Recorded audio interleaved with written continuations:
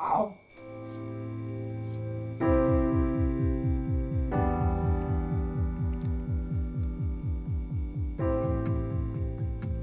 Hello, this is Sophie Lawson from sophielawson.com, and this is episode 131 of the So Free Art podcast, which is a little podcast that I do about the art and tings, and we do it with the co-host little Dennis, who is here today, and he's super excited because today we're going to be looking at a little article from the book Sketch Every Day by the artist Simone Grünewald. And this article is fun. It's called All in the Eyes. So we're going to look at that in a minute, and it's all to do with the eyes, sketching eyes, little tips and stuff. So hopefully you enjoy this one. Little kitties with us today. We've also got a little mousies with us, because, well, the draw day challenge, which is you have to draw every day for a year, it's actually the final 4 days. I think it's day 62 today. So you've got about 4 or 5 days left. And that little mouse, it's a little paper mouse, that was one of the days. But I can't wait for this. So let's get into it. Ding! You can find the video and stuff at youtube.com/Sophie Lawson. And little kitties here. Little kitty kisses. So we'll put them two in their little house. And they're going to sit and watch us. Hopefully you won't get up to anything. And they're going to sit and watch us get into this little article. So little Dennis is with us for this one. He actually just climbed out of his little house. He wanted to join us for this. So little Dennis is with us. But we're going to be looking at an article called All in the Eyes with the artist Simone Grünewald from the book Sketch Every Day, which is a beautiful green book. I've actually done a quick look at this, which I put a link to in the show notes. Really fun little books, like looking at it visually. And, well, this little bit of the article, it was fun. Really fun. I think this is for sketching. It's not so much for learning how to do something in depth. It's more just little tips on drawing eyes. So when you're sketching, little tips, because what the thing is, if you're sketching eyes, let's say you do a couple of hours sketching eyes, but you're sketching it in the wrong way, you're going to start learning or practicing a bad habit. So there's some little tips in here which I think are very handy things to remember when you're sketching eyes. So we're going to talk about that all in a minute. But this article, it's broken down into 6 main sections, which is construction and volume, realistic eyes, overdrawing, eye shapes, stylized eyes, and common mistakes. So what's the main takeaways I got from this one is eyes are key to emotion. It's all about the angles and the lines. Everything is related. This is something I've been noticing time and time again with drawing. It's like what I say about when sometimes you're trying to fix something in your drawing because it looks wrong in this certain area, but what you don't realise is the mistake is in another piece. And when you fix it over there, it fixes the bit you were trying to fix. So there's a lot of that in this article, is how everything's like related to each other and stuff. I've also put how eyes are powerful. I've put good to sketch from. So I feel like this book is really beautiful to sketch from, to copy from. Little sketches and stuff, fun little sketches. So it's very good to sketch from. I've put here, I wanted more. So again, I suppose that is a good thing, but I left this little piece of the article, this little bit of the book, it's only 4 pages, but I felt like I wanted more. So you can look at that as a positive or a negative, I suppose. A negative in that it didn't give me enough information, or positive in that it was such good information I wanted more. And I've also put nice little tips. There's so many little tips hidden in these pages. I love that. And I've put a good starter or taster. Yeah, good little starter. So what I do is, if I start reading the little intro to the article, we can sort of see what the article's all about, and then I'll go through my notes and stuff like that. So it says here, so the article is called All in the Eyes, and what you've got is, you've got 4 pages of little eyes in various sort of poses and various shapes and styles, with little bits of information about those eyes. So I love this. Yeah, I love it. I love the way it's set out. It's very fun. Simple though, which is nice. Fun and simple. And there's lots of information, but it's kind of not too hectic. I feel like it's nicely laid out. So in the intro it says, eyes can convey a lot about a character and can be manipulated in a number of ways to achieve the personality or story you are looking for. As with many other elements of character design, there are some general principles that can be followed, but that can also be exaggerated to create more dynamic expressions. And it goes on about other things. But I love that bit, because I thought to myself straight away, there are rules. This is another thing I've noticed with art. There's rules, but the thing is, there's rules, but there's also fun. It's like there's 2 types of drawing. There's learning the rules and sort of following the rules, but there's also forgetting about the rules and just drawing what you feel. But what I've noticed is, though, if you learn the rules, when you then just play around, and because if you practice the rules, when you're playing around, you'll be playing around within the rules. So what starts happening is, you're bringing together like structure with, I suppose, like chaos or something. Yeah, I like that. And then all about the exaggeration, again, for me, exaggeration is where you can start playing, but you're playing within the rules. So I love that. I thought it was cool. So what have I put here? There's a little thing here which I loved. The way it starts off, the first little piece is called Construction and Volume, and they're basically talking about the eyes as basic eyes. I love this because I thought eyes were round. Now I'm sure when I was studying realistic pencil drawings with Lee Hammond, I must have learnt that the eyes they're round. They're like a round circle or a sphere on top of a bigger sphere. So it's not actually just one big sphere. It's like a little sphere on top of a bigger sphere, which is quite cool. But the thing is, I must have forgotten about that. So it was nice to read that, because you notice the shape is not just a big sphere. Like I said, it's like a ball within a ball. It's the pupil and iris are curved over the front of the eye. So I thought that was quite cool. What else did I put for this piece of it? Yeah, I love this. Eyes have the character, the personality and story. So who was it that said this? Somebody once said to me, I think it was Lee Hammond, in her book How to Draw Lifelike Portraits from Photographs. What she said was, focus on the eyes. If you get the eyes right, well, when you're starting a realistic pencil drawing, start with the eyes. If you get the eyes right, it almost doesn't matter what else you do. The eyes are key. If you get the eyes wrong, it doesn't really matter what else. You can make a beautiful drawing that's perfect, but if the eyes are wrong, the eyes are almost worth like 90% of the face. So the eyes are so important. This is why I'm a bit scared of them, because I've got a character called Little Sophie, and on my character I have never put eyes on her. Well, at the very beginning when I first designed her, I did put eyes on her, and they're actually quite nice.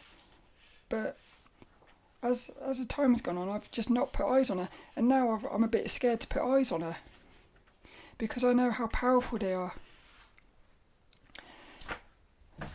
So this is the thing with eyes. I I find them a little bit intimidating, but this piece of the article, it starts talking about male and female eyes. There was something brilliant here. So what they said was, male and female, it's the things around the eyes that are different. The eye shape is the same. I thought that was brilliant. So again, it goes into that thing where all the stuff around the eye is changing the eye shape, even though it's not.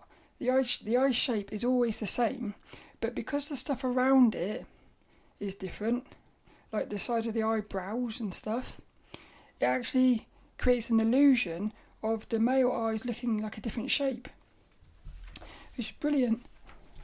So I thought that was quite cool. I like that, and I've put here, it's the things around that change, not the actual eyes, which is a bit like, well, you can start going down a spiritual route with that, like how everything is, again, with the thoughts.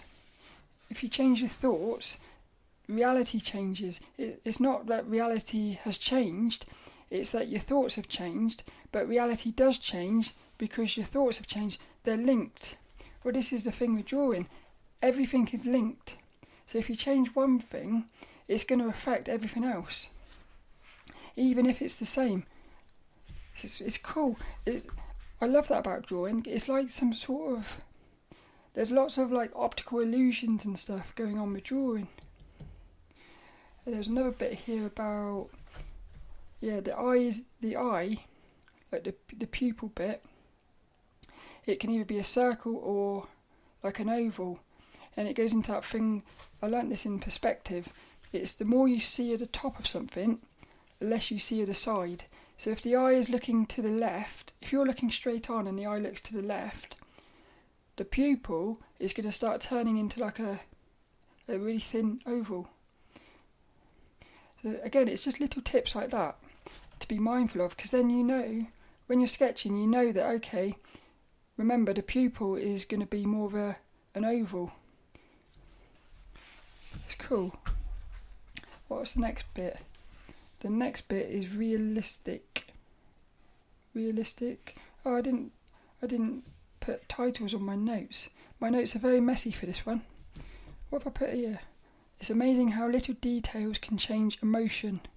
One little line or angle, but it all relates. Again, it keeps going on about this, how you start noticing how subtle little things that you do are going to have a massive impact. So the next bit is about realistic eyes. And what she's done in this bit here, she's got 6 different eyes. There's 6 different eyes all looking towards you, but they all look totally different, and she works through it and says, like one of them here, she says, round eyes with visible lashes and lash line look alert and young. Another one here says, receding eyes sit far back into the socket and communicate broadening or advanced age. But the thing here, this one here, look, a prominent lower eyelid is very common and can give a tired look. So I started thinking, if you've got a character who you want to look tired, you could play with a pose so that the hands are droopy and stuff. But also, you know here, like the eyes, you know, you can look at this and start saying, okay, I need to, if I make the eyes look like this, with a prominent lower eyelid, it's going to create the illusion of the character being like sleepy and stuff. Almond-shaped eyes with an advanced lash line for a feline appearance. It was just really fun, little things. That thing with the male and the female day, what she said was, so a female is more likely to have finer eyebrows, upper eyelids are more likely to be darker, and more likely to have prominent eyelashes, whereas the male is more likely to have heavy eyebrows, and the eyes will be proportionally smaller. What I put here? Females, yeah. Females, I've put here, this was me thinking, females look more baby-like because they've got bigger eyes, but they haven't got bigger eyes. What they've got is they've actually got a smaller head. So because they've got a smaller head, it makes their eyes look bigger. This is cool. I love that. That's probably my favourite bit of this article. I was looking at that, because the way they've done the little sketches, you can look at it and see all the information quickly. It's really cool, that. There's a bit here I think is brilliant. It's like a little tip. So the little tip is called overdrawing. And what she says, it's okay to flip and mirror one eye to create a pair, but for more dynamic, engaging results, I always redraw the eyes on top. This erases any of the artificial feelings of symmetry. Again, it's just like a little tip.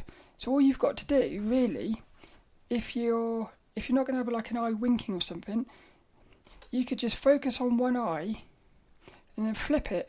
This could also be good for practice. So you could draw like an eye, the left eye, flip it, and actually draw over the top of it. So if you keep drawing over the top of it, who was it that said that? Somebody said about that. It was in the perspective course at SVS Learn. David Hone. He said what you want to do is get cubes and actually print them out with a low opacity and draw over the top of them. Because what you're going to do is your hand is going to learn the shape of cubes if you're like tracing over the top of them.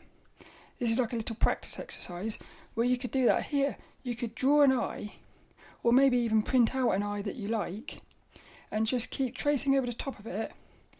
Your hand will start learning how to draw that type of eye, and then when you go into your sketchbook freehand, you can start practicing it. Your hand's going to learn how to do it. I think that's cool. And this thing here, this little mirror thing, it's another one of those sort of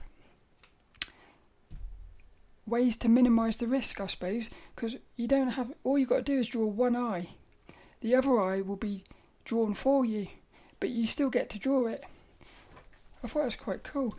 And it goes into this sort of thing, the balance between structure and sort of playing. The structure, if you just mirrored the eyes and left them like that, that's very structured. It's too structured though. It's like if you follow the rules too much, it's going to be too structured.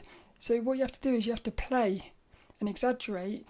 That playing and exaggeration, it brings in a bit of you into the drawing. Well, that's what's happening here.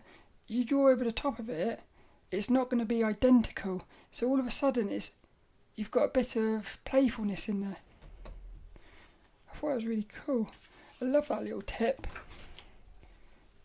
Yeah, I'll put it down here, like a little tip. Flip the eye, but redraw over the top, because it's more real. There's a bit here which is amazing. So this bit here is called eye shapes. She's got 3 little eyes, and she's talking about the arc. So the point at which the top of the eye starts, because it goes up and then it comes down again. This is amazing, this bit. So the position that you put that at massively changes the feeling of the eye. So there's one here, you can either have like a centre arc, you can move it to the outer or the inner. What if I put it down here, because it's brilliant. Yeah, I've put it here again. Bottom will relate to the top. So if you change the position of the top arc, it's going to affect the bottom bit without you really doing anything, because again they're linked. And I've put a very powerful change. But for me, what it looks like is the first one with the arc to the outer edge.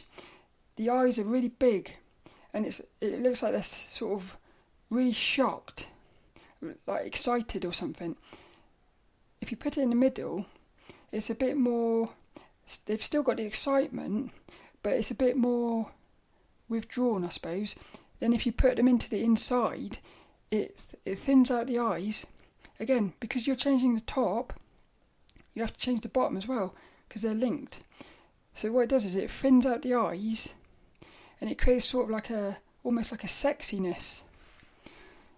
So I love this, because again, I have never ever thought about that like centre bit there. But it's amazing how, it's what I said here.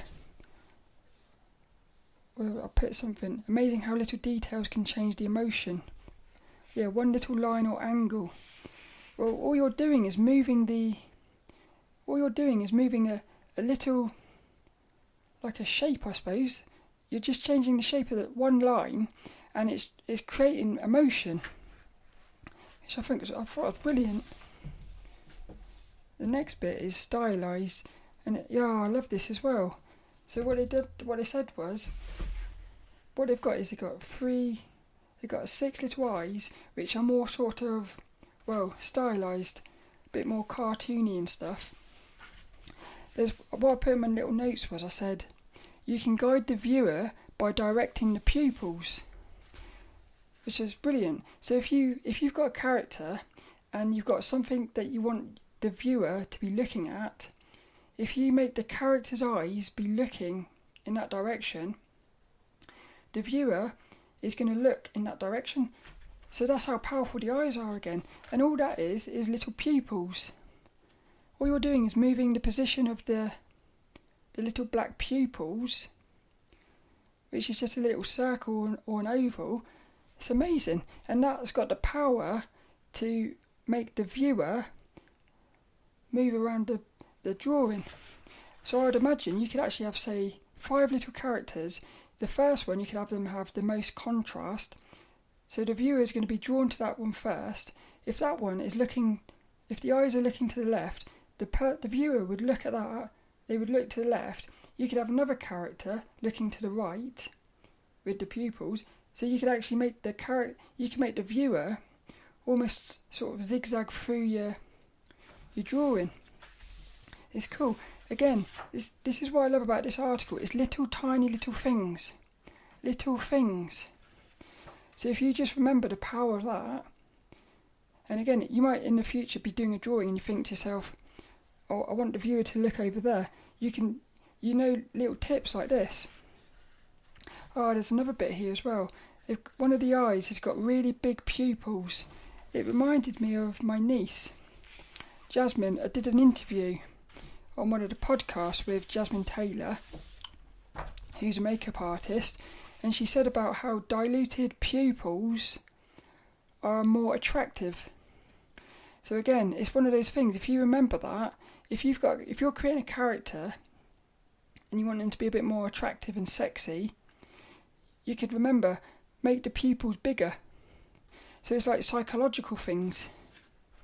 Because the viewer might not realise that's what's happening, but you're sort of manipulating the viewer to feel sexy or stuff like that. I love that. But all these little things, they're talking through, like this one, they say a simple design with a small pupil can still convey a lot of emotion. But this one, they've got like eyebrows popping up. So again, you're getting that thing of how everything's relating to each other. Edgy eyes. So if you start putting straight lines in, you start getting more sort of, edgy, like aggressive, mysterious. You can start getting negative emotions into your character by putting straight lines on the eyes, stuff like that, which is cool. But they've also put straight lines on a sexy one as well, sultry.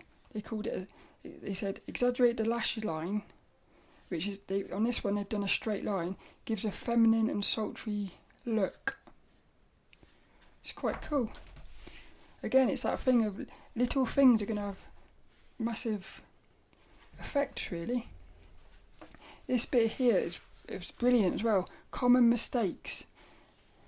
I think there's two little common mistakes. So again, this is where I really thought to myself, I wish there was more of these. But this is more for like sketching, I suppose. So when you're sketching, when I'm sketching, I'm not really thinking about. I'm not really thinking too much about doing it right. I'm more just trying to capture feelings. But what they've said here is, if you've got a character in like a what's it called? What's that thing? Like a point? No, what is it? Third point, where you're looking at it not straight on, not to the side. It's in between. What they said is the right eye. So the eye at the back well, this is the mistake. The eye appears to shrink. There's a little tip here which is amazing. All you've got to do is remember this. So both eyes are still the same height. It's only the width which gets smaller. That one sort of blew my mind, because I always thought everything in perspective is converging. So I always thought the eye at the back would be like shorter, but it's not. It's actually the same size as the front one. It's just because you're seeing less of it, it's going to become more of an oval. So it's going to shrink sideways, but not top to bottom. That is one of those tips I've stuck in my head now. I'm never going to forget that. I feel like that's powerful. And I put in my notes, I said, reading this article, it was worth it just to read that. I felt like that was a really powerful little tip, that. Because it's simple. All you've got to do is, when you're doing your drawing, you can quite easily compare the sizes of the eyes to make sure that it's amazing as well how wrong it looks with like a smaller one. It does look wrong, but I would not have known what it was causing that. But now I can look and say, I bet they've made the eye at the back smaller than the front one. I love that. And then the other one was all about, again, if you've got a face tilting, very often what will happen is you'll put the nose and the mouth too far to the left or the right, so it won't actually be in the centre like it should be. So I thought that was quite cool. And then a little tip here, it says, flipping the sketch can help you identify any mistakes as it gives you a fresh perspective on your work. That's something I've heard so many people say, but if I'm being honest, I've never done it. That's one of those things that, yeah, you know it's a powerful thing, but I always forget to do that. And the thing on Photoshop, that's easy to do. In Photoshop, that's easy, because all you've got to do is push a button and you can flip it. So this is one of those things I think, that's something I need to make a habit, I suppose. Is there anything in here on my notes? What have I put? Common mistakes. Yeah, I never knew this. Yeah, the thing I've put here is, I understand what they're saying, but I'm still a bit confused. And I looked online, but I couldn't find the answer to this. But why is the eye furthest away from us? Why is the height of it not changed? Because I was always taught in perspective, things further away are converging.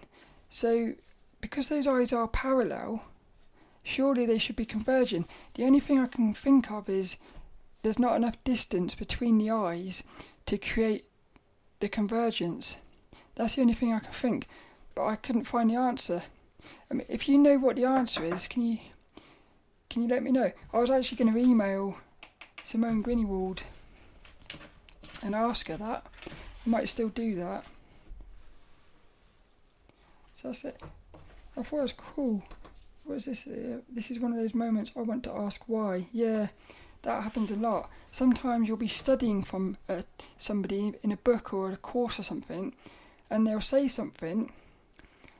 Yeah, this also happened with that perspective course with David Hone. He sometimes would say something, like for instance, you want to do this line like that and that line like that, but they wouldn't explain why they were doing that. So sometimes you need to know why. You sometimes need to know why you're being told to do something, because otherwise you're learning how to do it, but if you don't know why you're doing it, I feel like sometimes the why is more important. Once you understand the why, you'd do it a lot easier, I think. Yeah, because also there might be other ways to avoid doing the thing. Let's say, for instance, you've got to draw a cube or something, and they say, right, you've got to draw this line like that and that line like that. That might be to avoid the cube looking, well, it might be to avoid the cube looking wrong. But the thing is, you might, in a different angle, you might have to do something else. So if you learn why you're doing that, you could then, when the angle changes, you could actually say, I need to look for this. And it might be that when the angle changes, you need to do something else. Yeah, sometimes I'm sort of thinking to myself, why, I wish I could ask them why they're doing that. And then I did think to myself, I can. All I've got to do is email Simone Grünewald and say to her, but then I was a bit scared. That's the thing, I was a bit scared. I was a bit scared to email because I thought I don't want to bother her and stuff like that. But I think, I need to start. That goes into this thing about I want to interview guests on the podcast, but I'm scared to do it. So I think it's time to start facing fears, really, because I think if you don't face your fears and do things, if you don't face your fears, you're never going to reach your full potential, really. And it's not just your drawing. Like, drawing eyes for me is a fear. So if I don't start drawing eyes, I'm not going to reach my potential. But also, if I don't start asking questions and stuff, I'm also not going to reach potential. So it's not just the drawing you need to face your fears, it's like social things as well. It's quite weird. What have I put here? May only see... What's this here? I've put the word SUTII. What's that? Suti. May only see when know how to look. I like that. I don't know what that's referring to, but I had the feeling of, it goes into that thing over here. Where was it? Well, this thing here. Like the eye at the furthest away being the same size. Again, you don't know to look for that until you know to look for it. So this is what I love about this article. I think that's the main thing to take away from this article. Is it's showing to you things to be looking out for. So when you sit down to start sketching, you know what to be looking out for. Because if you don't know what to be looking out for, you could just be sketching away, and because you don't know what you're looking for, like mistakes and stuff, you might be doing it wrong, and it will look right until you realise what you should be doing, and then it will start looking wrong. So I feel like that's the main thing with this article. This Art-Ickle. It's just been really revealing. And if it's like that with the eyes, I'm excited for the rest of it, because I sort of think to myself, it's probably going to do the same thing with the noses, the lips, or everything. Every single piece of the body and different character shapes and everything is going to be, hopefully, it's going to be full of little tips like that, which is going to be things to look out for. So even though I wish there was more information in here about eyes, I feel like this book is jam-packed full of goodness. It's basically covering everything to do with sketching characters. So it's amazing. And what I think to myself is, well, you get this to learn little things to look out for. If you want to study eyes, you have to get a book. Focus more on like studying eyes. Proper focused on it. So that's basically it for this one. I thought it was cool. Little Dennis. I think he enjoyed that. Little Dennis has got these little eyes. They're little eyes, but they've got lots of emotion in them. And what happened was, when they put little Dennis's eye in, because he's a little puppet, they stitched his eye, and they left like a little piece of thread hanging off of his eye. It actually makes him look a little bit like he's crying, which is cool. I love that. That little bit. So it goes into that thing of like that. Some people might look at that as a mistake. Yeah, you might look at that as a mistake, but it's actually what makes little Dennis little Dennis. That's what makes him unique. Because if I've got about 20 or 30 little Dennises. If I put them all on the table, mix them all up, they all look the same, apart from little Dennis, the proper little Dennis, because he's got that little thing that some might say is a mistake. It actually makes him unique. So I thought that was cool. You can sort of do that with your drawing. Yeah, that's why it's so important to play around, because you're playing around, you might make mistakes, but those mistakes might end up being the thing that makes your character. Doink! I love that. If Kitty's sitting in the little bowl, when you hit it, it makes a funny noise. It's like a doink. But that means it's time. Little Dennis has said time is up. So this is the end of this one. I really hope you enjoyed that. It's fun, really fun. But the thing with eyes is, well, for me, they're very scary, eyes are.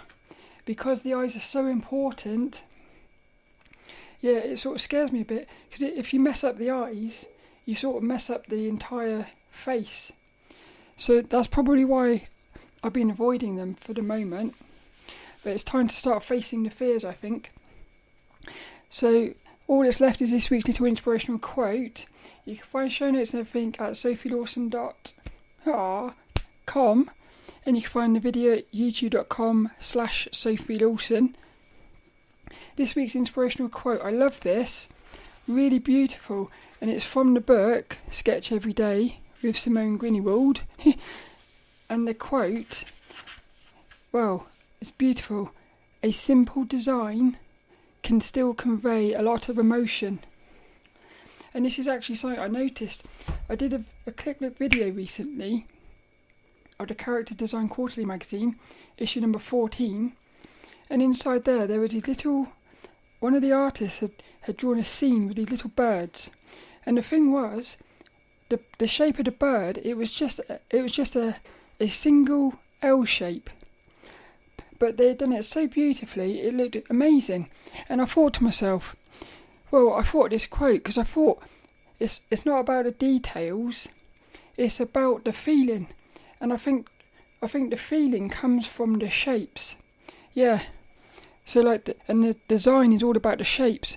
So if you get really nice big, like squeezy shapes, that to me is, well, it depends what you're doing.